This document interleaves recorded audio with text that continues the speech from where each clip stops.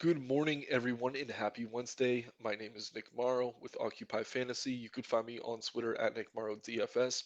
As always, I'm here to help you break down tonight's MLB DFS main slates on both DraftKings and FanDuel. If you haven't already, please like the video. Also, subscribe to the channel. That helps us get more free content like this out to you on a regular basis. And if you're not a member of Occupy Fantasy, check the links in the description below. As a member, you get access to the model you'll see me using throughout the video. We also have a single lineup builder, multi lineup builder, and a private Discord server full of DFS pros to help you improve your game. We also have the daily plug article for MLB, of which I'm a contributor, where we will feature our favorite arms, bats, and stacks for each main slate. It is a bit atypical that I'm doing this video on a Wednesday. Yesterday was a Tuesday. It was the 4th of July. Happy 4th, everyone. But we do have a pretty large main slate tonight, so things should work out well. We got an 11 gamer here. So if you are using the model, just make sure you have DK and or FanDuel main selected in the slate box. Otherwise, yeah, it's business as usual. Really, we got 11 games to get through here. Should be able to keep it under a half an hour relatively easily. But yeah, just make sure you're not looking at those 6:40 games. None of those are on the slate. There's also a 2:10 Eastern Standard Time game in Houston where they're hosting the Rockies. But again, none of those are on the main slate. We don't really need to dig into those. As always, I'm going to have a notepad file up where I'll be making notes, just jotting down my favorite pitchers, favorite stacks, and at the end, I will do a recap, kind of give a high level overview of where I'll be targeting both pitchers and bats tonight. But yeah, let's get into it here. Excuse me. I got Pablo Lopez pulled up right now. Probably the best pitcher on the slate. I know we rate him the best in terms of OF index. He's almost 5 points higher than everyone else, which is certainly saying something. You see that very low team total for the Royals there at 2.59. And yeah, he's going to be super popular, but I think I'd rather get different with my SP2 on DK and with some of these stacks that are going to be lower owned than try to get away from Lopez, who really has been outstanding. But we'll talk more about him when we get into that game. The first game on the slate we have is the Baltimore Orioles taking on the New York Yankees. Dean Kramer and the Orioles head to New York. So first, jumping over to the pitcher page. And yeah, Randy Vasquez on the mound for the Yankees, so that's a bit of an interesting one. Vasquez, kind of a farmhand. He's young. He is technically a prospect. I don't know that they plan on having him in the rotation pre All Star break at this point this season. Hasn't been terrible. Going to be relatively tough to trust, but we really don't see him popping in the model here. I don't even think he is a price yet on FanDuel. I do imagine they will get him in here, but yeah, the thing about Vasquez, he hasn't done a decent job limiting damage, but he's not going to pitch deep into games, and he also doesn't have a very high K rate, just a 20% so far at the major league level. The Orioles, pretty dangerous lineup, obviously. I could actually see getting to some shares of them here. We click over to the model, we see them just outside the top 10. And if we do go to Orioles bats, it's actually the lefties that we're going to want to hone in on and focus on, which really should come as no surprise. It is a righty pitcher. Not always the case, but he does have standard splits in that the lefties are going to have more success against him. And this Orioles lineup definitely has a lot of lefty power. So I'm going to go ahead and jot down the Orioles favor left-handed hitters versus Vasquez.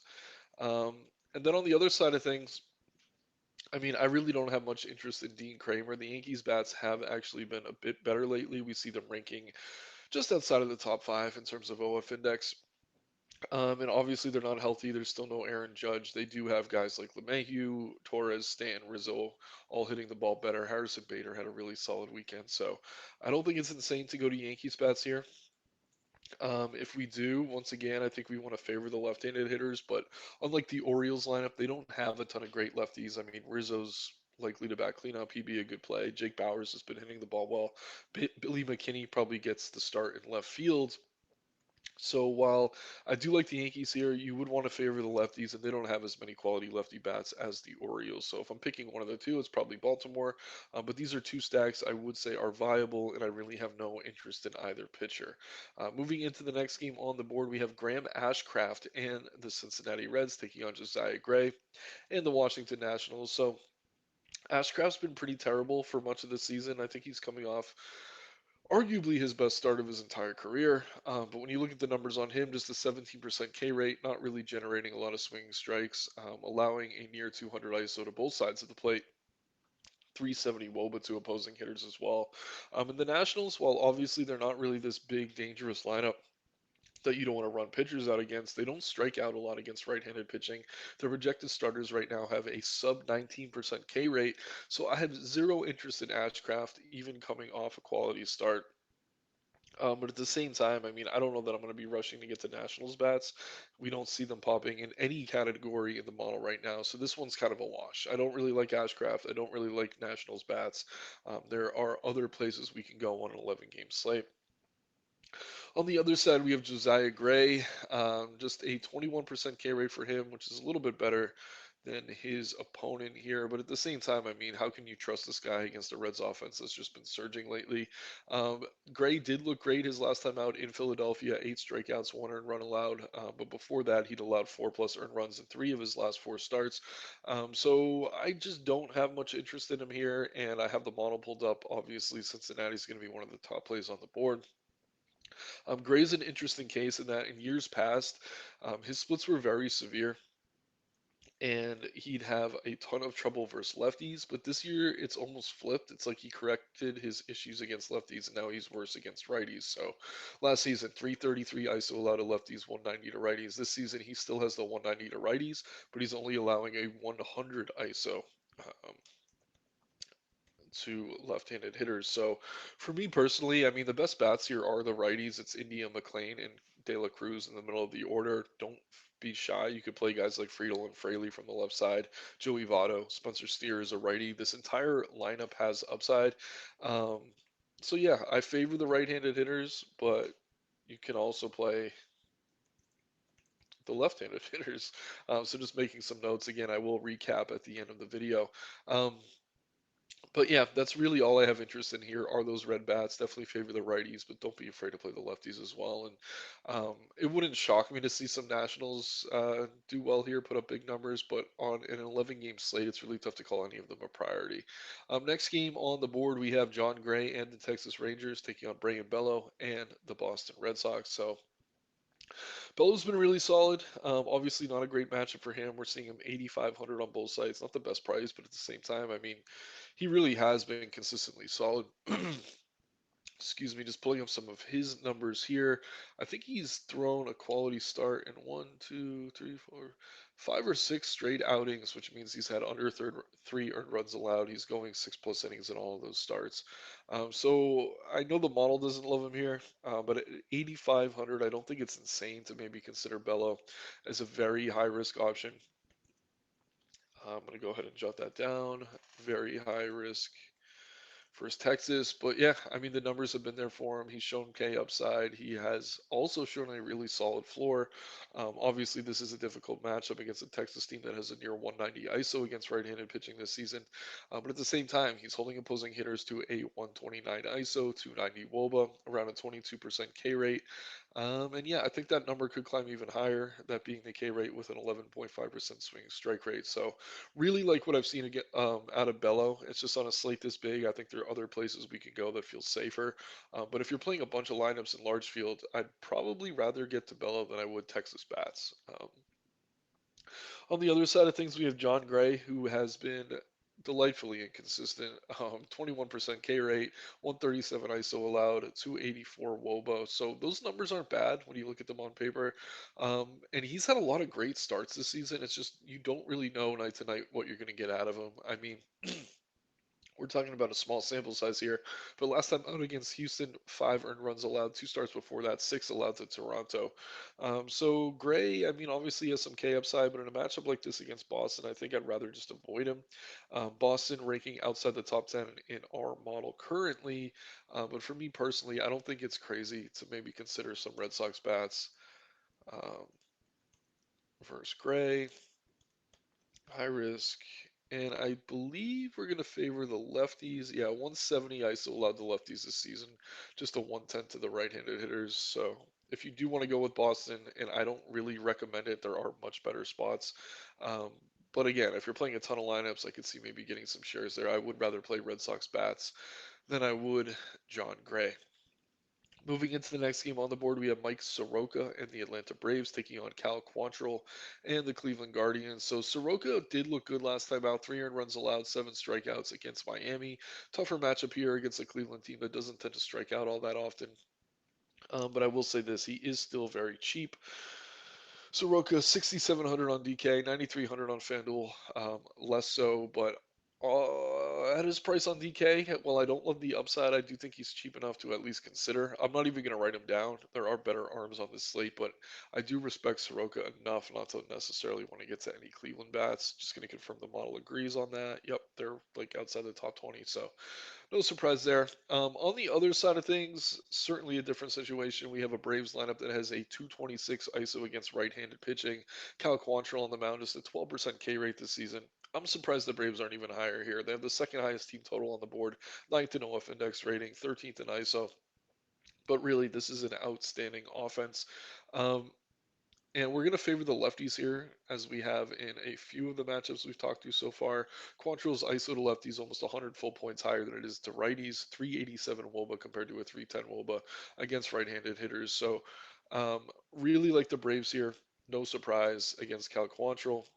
The Braves have been pretty good in any matchup. But yeah, we're going to favor the left-handed hitters here against Quantrill. So what does that mean? That means Matt Olson is a top priority. If you're going to the Braves, I'd want him in my lineup. Ozzy Albies, switch hitter, he'd be probably second for me. Then Rosario and Michael Harris should be lower owns as they are coming in at the bottom of the order. I would really like to get them in as well. And if you could afford Acuna, he's putting up MVP-like numbers, steals a ton of bases, hits a ton of home runs. Regardless of righty versus lefty matchups, I'm always happy to get to Acuna. So if you can, get to some Acuna, but certainly favor the lefties in that matchup. Moving into the next game on the board, we have Alec Marsh and the Kansas City Royals taking on Pablo Lopez and the Minnesota Twins. So, clicking back over to the pitcher model, we already discussed that Lopez is more than 5 points better than any option on the slate. Really, no surprise to me there. He's been excellent, coming off several quality starts in a row. Tonight, he takes on a Kansas City team that has a 24% K rate against right-handed pitching. Lopez has a near 30% K rate this season, which is excellent. 14.6% swinging strike rate, which is one of the best numbers not only on the board but also for a starting pitcher in Major League Baseball. So just really, really do like Lopez here, and he is going to be extremely popular. He's going to be chalk, but at the same time, I do really think he's the best pitcher on the slate, and he's kind of in a tier of his own. We're going to talk through some of these other options soon, and while there are good options in guys like Steele, Cobb, Senga, etc., I think they're all considerably riskier than Pablo Lopez here. Um, so yeah, I mean this Royals lineup outside of a few bats in the middle of the order, they just aren't good at all this season. I mean you have Bobby Witt, Sal Perez, they've been a bit underwhelming, and then guys like Pascatino are out for the season. Um, so yeah, really, really, really do like Pablo Lopez here. I have no interest in Royals bats. If there is a piece of chalk on the slate, I'm going to eat. It's going to be that Pablo Lopez piece at starting pitcher on both sides. On the other side of things, we have Alec Marsh on the hill for the Royals.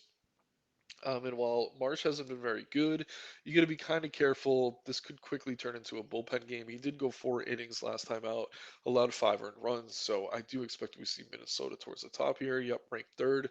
And Marsh has been worse to righties, but also bad to lefties. I don't think we really need to discriminate in terms of righty versus lefty matchups here. Um, really do like the Twins versus Marsh and the KC bullpen. And if they do get into the bullpen, I mean, Kansas City's bullpen is certainly below league average, so they're going to do most of their damage against the starter here. But if they could put up some nice numbers, maybe you get the worst bullpen arms coming in, which would boost the upside of some of these Twins. I do imagine Buxton, Correa are both going to be very popular. If Kepler moves up in the order, he's been batting like in the seventh or eighth hole. I'm seeing him projected in the fifth hole today, which would obviously benefit him. Edward Julian's very cheap. Just this whole offense is cheap. I haven't even clicked over to a batter's page yet, but I'll do it for this one. I mean, yeah, like we said, Buxton towards the top, Gallo in there as well. If he makes the lineup, he should. Two high upside plays: Correa, Kepler, Julian, Kirilloff. Really like this whole order. Obviously, Jeffers isn't a great player. Miranda, pinch hit risk if they do go to the bullpen. But the rest of these guys, yeah, really, really solid option here for the Twins. They are going to be popular, but outside of Correa and Buxton, I do think they're going to be mostly reasonably owned. And Julian will be popular as well just because he's cheap. But again, really like the Twins. I really like Pablo Lopez. Don't have any interest in Royals bats or Alec Marsh. Moving into the next game, we have Jose Barrios on the hill for the Toronto Blue Jays taking on Lance Lynn and the Chicago White Sox. I will say this right now: keep an eye on the weather here. It does not look great as things stand. Um, we'll talk through this as though this game's going to be a go, though. Barrios pretty inconsistent lately. Hasn't been terrible, but at the same time, he hasn't been great. He is reasonably priced on both sides in a decent matchup against the White Sox, so I could see getting to some here in large field tournaments. This White Sox offense does strike out around 24% of the time against right-handed pitching. Barrios never really a super high K upside arm, but he has been solid in a lot of starts this season. And where we're getting him sub 10K compared to some of the other expensive arms we have on the board, I do think he's at least worth considering. Excuse me. So he's risky, and we have to keep an eye on the weather, but I do think Barrios is at least worth considering somewhat. On the other side, we kind of have a similar situation. Lance Lynn, once again, we got to worry about the weather. We got to worry about the matchup more here. Obviously, Toronto, very dangerous offense. Around a 160 ISO against righties this season. They don't really have the outliers like they did in years past. Like there's no one really putting up MVP numbers, but this entire lineup was pretty consistent against righties. The thing about Lane is he's much worse against lefties, and outside of Varsho, Belt, and Kiermaier, the Blue Jays don't really even have any lefty bats that they can run out there. So if he can kind of navigate that part of the order, this becomes a more favorable matchup. So I do like Lance Lynn here. I think he's fine, but it's kind of the same situation that we're dealing with Barrios. There's a lot of risk here, especially with the weather. Bad matchup and weather for Lynn, but I'd rather go to the arms on both sides of this one than I would the bats. But not to beat a dead horse, but the weather matters. If it's not going to hold up, probably just avoid that one. There are other options. Another option we have here is Justin Steele and the Chicago Cubs taking on Adrian Hauser and the Milwaukee Brewers. So Steele's been back for a few starts now. He had a pretty lengthy IL stint, but he has around a 23% K rate on the season, which isn't terrible. Also, not jumping off the page, around a 11% swing strike rate. The good thing for him, though, tonight is he's taking on a Brewers offense that has been striking out as much as any team in baseball against righties and lefties alike. Around a 25% K rate against left-handed pitching this season, just a 148 ISO 307 WOBA for those projected starters for the Brewers. So I like Steele here. I think he's solid on both sides. I'm just going to quickly take a look at his game log on my other screen. I don't think he's as trustworthy as Lopez, but he is coming off back-to-back quality starts, K 6+ in each of those outings. So after Lopez, I would say Justin Steele is probably my second favorite arm on the board. I know we just mentioned we're dealing with weather in some other spots, but I do really like him here against Milwaukee, who strikes out a lot against left-handed pitching. On the other side, we have Adrian Hauser hosting these Cubs here, and yeah, Hauser not really an arm I have much interest in. Only a 14.8% K rate this season, which is mostly terrible.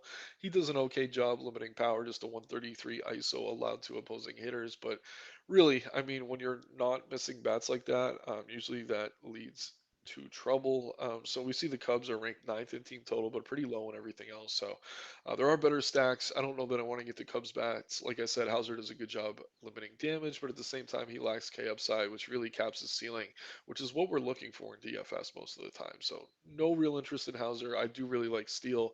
Not much interest in bats from either side of that one. Moving into these West Coast games now, we have the Los Angeles Angels with Patrick Sandoval on the mound taking on Seth Lugo and the San Diego Padres. So earlier in the season, Sandoval was outstanding. He's really fallen back down to earth lately. He's allowed 5+ earned runs in 3 of his last 4 starts, including 7 earned runs allowed against the White Sox his last time out. So I have no interest at all in Sandoval here. And I do really like the Padres. I'm surprised they're lower on this stack matrix right now. I do expect we see them climb throughout the day. I'm going to go ahead and write them down, though. Padres bats. Obviously, we're favoring right-handed hitters against the lefty, but against Sandoval, they have massive upside. He's been terrible. I think something's wrong with him. I wouldn't be surprised to see the Padres go off here and then him get sent down to AAA to maybe fix his problems or go on the IL as they enter the All-Star break. But in summary, zero interest in the Angels. I do actually like San Diego more than the model showing right now. I'm hoping they climb throughout the day, and I do imagine they will. San Diego, pretty disappointing season so far in terms of hitting, but they have been hitting the ball a little bit better lately. So hopefully we see that continue. On the other side, we have Seth Lugo taking on this Angels team. So I don't love Lugo here. He is cheap enough to consider though, 7,900 on DK, 8,600 over on FanDuel. And Mike Trout last night hurt his hand pretty badly. He's not going to be in the lineup tonight, so we could consider Lugo here against the Troutless Angels lineup. Not the highest K rate. About to pull up his numbers once I get these notes down. Um, But yeah, I mean, before he was injured, Lugo was pretty solid. Since then, he hasn't been bad. Just a 22% K rate though, so he has more upside than some of the other arms we talked about, but only an 8% swing strike rate. So he's really not generating the swings and misses you like to see out of your pitchers in DFS. But he is doing a good job limiting damage. Obviously, this matchup becomes much more favorable with Trout out, and I think Anthony Rendon's going to be out as well. So this is really not the best Angels lineup. Obviously, you got to navigate Otani. Moniak towards the top of the order is dangerous, but other than those guys, I really just don't have any interest in the Angels here. Again, they're banged up right now, which should benefit Lugo. I don't think Lugo is like a top priority because he lacks the K upside of other top arms, but he is worth considering, certainly more so than the Angels bats tonight, other than maybe Otani one off. Moving into the next game, we have Tommy Malone back in the league on the hill for Seattle, taking on Alex Cobb and the San Francisco Giants. So bit surprised to see Malone here. Maybe he's been back a little bit. I didn't know that he was starting. Yeah, actually, he's been out since April, so no surprise there. Tommy Malone's kind of a fringe major league guy. Most of his career spent in and out of AAA, kind of moving up and down that way. So I actually think we can get to some Giants bats here tonight. I will say this could quickly turn into a bullpen game. Not surprised to see them not really popping too highly in the model, but they are top 10 in both team ISO and team total. So I think if you're looking for a sneaky stack and one that maybe the model doesn't love yet, but it could as the day progresses. Um, Maybe get to some Giants versus Tommy Malone, who probably shouldn't be starting in the majors at this point in his career. On the other side, we have Alex Cobb, who is actually a pretty solid option. The Seattle offense can be dangerous. They do have some upside, but at the same time, they strike out a lot against both righties and lefties. Just pulling up some numbers here. Yeah, Cobb just a 22% K rate this season, but the Mariners' projected starting lineup has a 26% K rate against right-handed pitching, so they're presenting a lot of upside for opposing pitchers. He's only 8,600 over on DK, 9,100 over on FanDuel. Let me just do a quick form check on him, see how he's been lately. But on paper, Cobb looks really good here. Coming off back-to-back starts where he allowed 2 earned runs, not striking out a ton of guys, but that came on the road against the Mets and the Cardinals. He's back home here where he's been a better pitcher and taking on a Seattle lineup that strikes out a lot. So Alex Cobb, if you're looking for value, I do like Alex Cobb as a high upside play. And yeah, no real surprise there. But yeah, Giants bats and Cobb, no interest in Malone or Seattle. Moving into the next game, we have Kodai Senga and the Mets taking on Arizona with Tommy Henry on the mound. Senga was originally supposed to start yesterday. He got flipped with Max Scherzer, so he has an extra day of rest here. Senga, I mean, he's almost like Robbie Ray of seasons past. I don't know, just a high K upside arm that also has issues with walks. I mean, Blake Snell before this recent run he's went on where he's been great, definitely comparable to Senga. Senga a righty. Those two other guys I'm talking about are lefties, but that's besides the point. He's in a bad matchup here, but at the same time, he does have upside around a 28% K rate, which is certainly one of the better numbers on the slate. 12% swing strike rate. But this Arizona offense is very dangerous, around a 175 ISO against right-handed pitching, 330 WOBA, just a 20% K rate. So he's risky here, especially at the price. He's 10K over on DK, 9,700 over on FanDuel. Um, but yeah, you could consider him in large field. High risk versus Arizona though, but I do like his upside enough to consider him, and the model agrees. And yeah, no surprise there. That's mostly because he does have a lot of K upside. Tommy Henry on the other side, zero interest in him. I could see maybe getting to some Mets bats here. They're not really popping all that well in the model. Henry actually has reverse splits this season. He's been worse against the lefty. So Brandon Nimmo leading off is an interesting one-off. But I also really like Lindor and Alonso and Tommy Pham. All three of them now have a north of 300 ISO against left-handed pitching. So I'm going to go ahead and write down the Mets too. Definitely favor, or actually no, we don't need to pick a side. But first Henry. They're kind of boomer bust, but you would really want to focus it on the middle part of that order. That's Tommy Pham, Lindor, and Alonso. They all have massive ISO against left-handed pitching, but There's a lot of good stacks on the slate. I don't know that I could really call them a priority. Moving into the last game, we have Osvaldo Bido and the Pirates taking on Bobby Miller and the Los Angeles Dodgers, excuse me. So Bido coming off a start where you're allowed 4 earned runs. This could quickly turn into a bullpen game.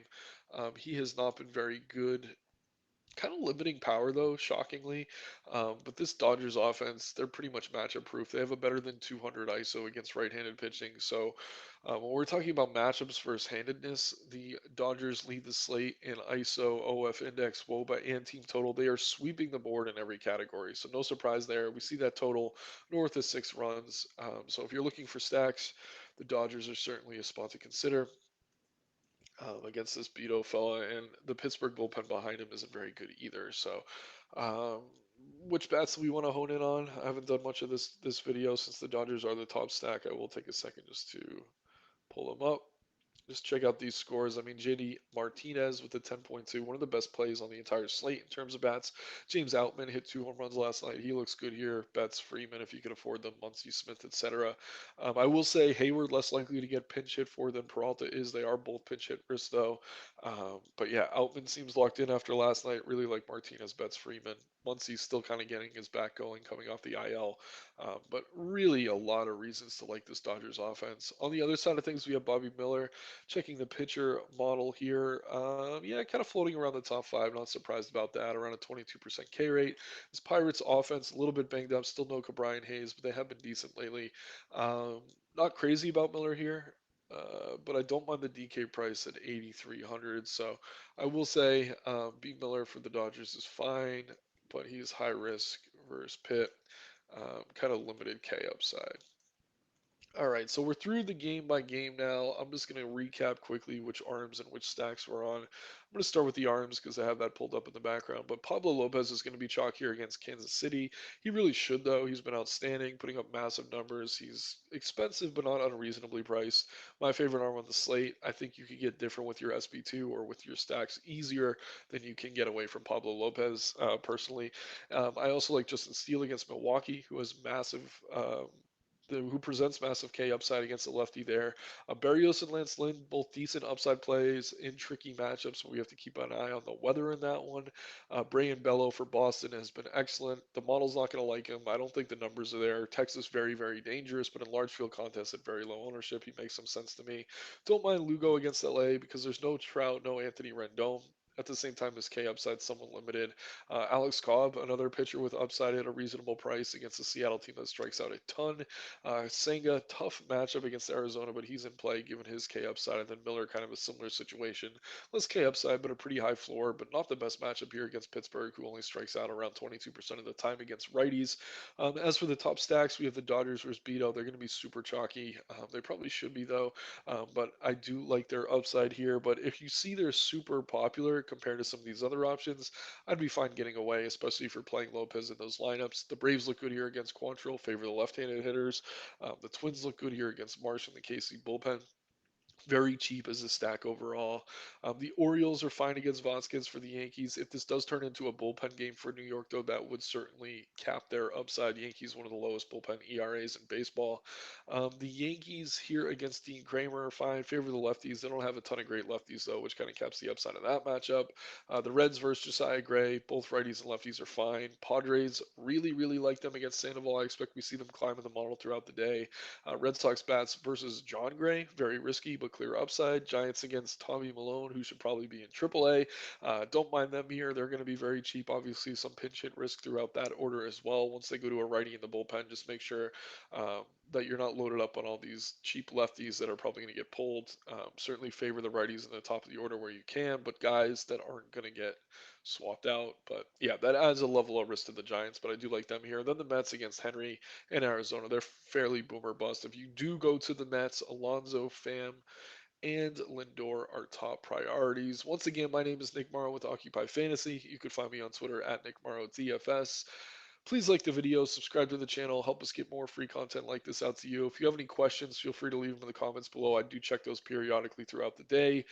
Follow me on Twitter. Let's have some fun tonight, everyone, and make some money. Take care and good luck.